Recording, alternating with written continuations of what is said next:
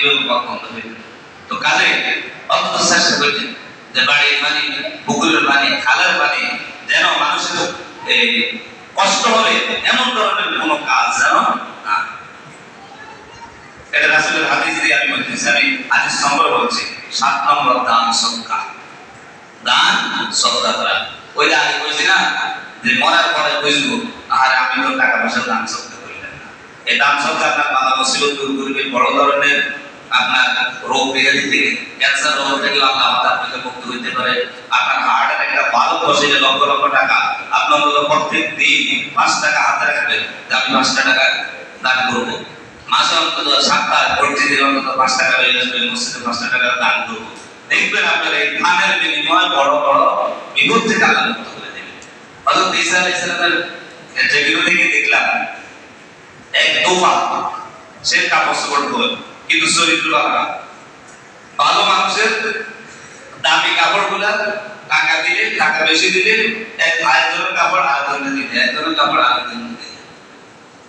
এখন অনেক ওয়াজ মুসিবত, অনেক জরিমানা টরিমানা করা হয়েছে, কিন্তু তার কি আসে না, তার সঠিকতা আসতেছে না, ভুল পথ থেকে সে রেহাই পাইতেছে না।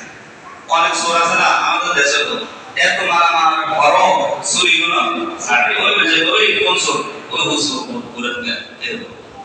তো ঈসা রাসূলুল্লাহ ছিলেন ওই সময়, তো হুজুর এই এর জ্বালা যন্ত্রণা থাকতে পারে একটু আল্লাহ বদলা করেন, তো কেন তার সাবধান হয়ে চলবে, সাবধান করছে। ঈসা রাসূলুল্লাহ আল্লাহ যদি সে মানুষকে কষ্ট দেয় তাহলে তুমি আযাব দাও।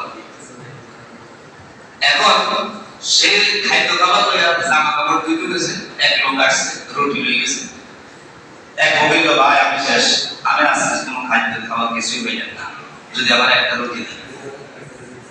তো রুটি একটা দিস দেওয়ার পর ভাই আমার তো ক্ষুধা হয়ে গেছে, যদি থাকা দিতে দিতে 3টে রুটি দিছে, যা আছে সব দিয়েছে। এখন ওই ফকিরে তো বলছে আল্লাহ তার যত বিপদ আছে আমি বিপদ থেকে মুক্ত করে দেন। এখন ঈসা রাসূলুল্লাহ যে দোয়া করছে আল্লাহ ঠিকই তার জন্য ধ্বংসকারী সাপ পাঠাইছে। এখন লোকজনে দেখতেছে হুজুর আপনি যে দোয়া করছেন দোয়া তো কবুল হলো, কি কবুল হলো? কইছে দেখছেন নি তোবা